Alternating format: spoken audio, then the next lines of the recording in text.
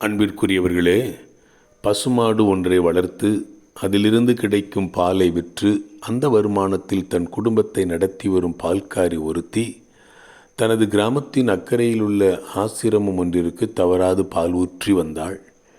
தனது கிராமத்தில் இருந்த அந்த ஆசிரமத்திற்கு செல்ல ஆற்றை கடந்துதான் செல்ல வேண்டும்.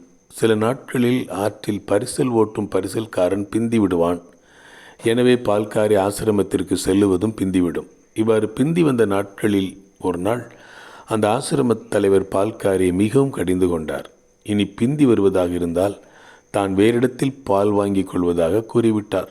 பால்காரி அழுது கொண்டே, ஐயா, பிந்தி வருவதற்காக என்னை மன்னித்து விடுங்கள், நான் சீக்கிரமாகவே வந்து விடுகிறேன். பரிசல்காரன் தாமதமாக வருகிறான், எனவே தான் பிந்தி விடுகிறது. எனக்கு பரிசல் ஓட்டவும் தெரியாது என்று கூறினாள். உடனே அந்த ஆசிரமத் தலைவர், நீ பரிசலில் ஏன் வர வேண்டும்? கடவுளை மனதில் நினைத்து கொண்டு ஆற்று நீரில் நடந்து வர வேண்டியதுதானே என்றார். பால்காரியும் அவர் சொல்வதை உண்மை என்று நம்பி, அப்படியே செய்கிறேன் ஐயா என்றார். அடுத்த நாள் முதல் சீக்கிரமாகவே ஆசிரமத்திற்கு பால் கொண்டு சென்று விட்டாள். பல வாரங்கள் கழித்து ஆசிரமத் தலைவர் பால்காரியை அழைத்து, இப்பொழுதெல்லாம் நீ சீக்கிரமாக வந்து விடுகிறாயே, நீ பரிசல் ஓட்ட கற்றுக்கொண்டாயா என்றார். இல்லை ஐயா, எனக்கு பரிசல் ஓட்ட தெரியாது.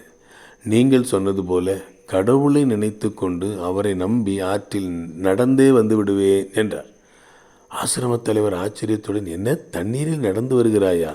யாரிடம் போய் கூறுகிறாய் என்றாள். இல்லை ஐயா, நான் சொல்லுவது உண்மைதான், வேண்டுமானால் நீங்களும் வாருங்கள், நாம் இருவரும் நடந்து செல்வோம் என்றாள். ஆசிரமத் தலைவரும் உண்மையை அறிய அவளுடன் புறப்பட்டு சென்றார். பால்காரி ஆற்றுக்கு வந்ததும் கடவுளை மனதில் நினைத்து கொண்டு விறுவிறு என்று தண்ணீரின் மேல் நடந்து சென்றாள்.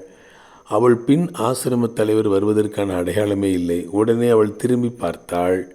ஆசிரமத் தலைவரோ தண்ணீரில் இறங்கி வேஷ்டி நனைந்து விடக்கூடாது என்பதற்காக அதை தூக்கி பிடித்து கொண்டு முழங்கால் அளவு நடந்தார். அதன் மேல் வேஷ்டியை தூக்க முடியாமல் அங்கேயே நின்று கொண்டிருந்தார். இதை கண்ட பால்காரி, கடவுளை மனதில் நினைத்த பின்பு வேஷ்டி நனைகிறதே என்று அதை பிடித்து கொண்டிருந்தால் கடவுள் எப்படி வருவாரையா என்று சத்தமிட்டு சொன்னாள்.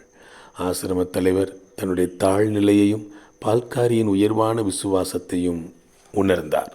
யோவான் 14ஆம் அதிகாரம் 12ஆம் வசனம் சொல்கிறது, மெய்யாகவே மெய்யாகவே நான் உங்களுக்கு சொல்கிறேன், நான் என் பிதாவினிடத்திற்கு போகிறபடியினால் என்னை விசுவாசிக்கிறவன் நான் செய்கிற கிரியைகளை தானும் செய்வான், இவைகளை பார்க்கிலும் பெரிய கிரியைகளையும் செய்வான் என்பதாக.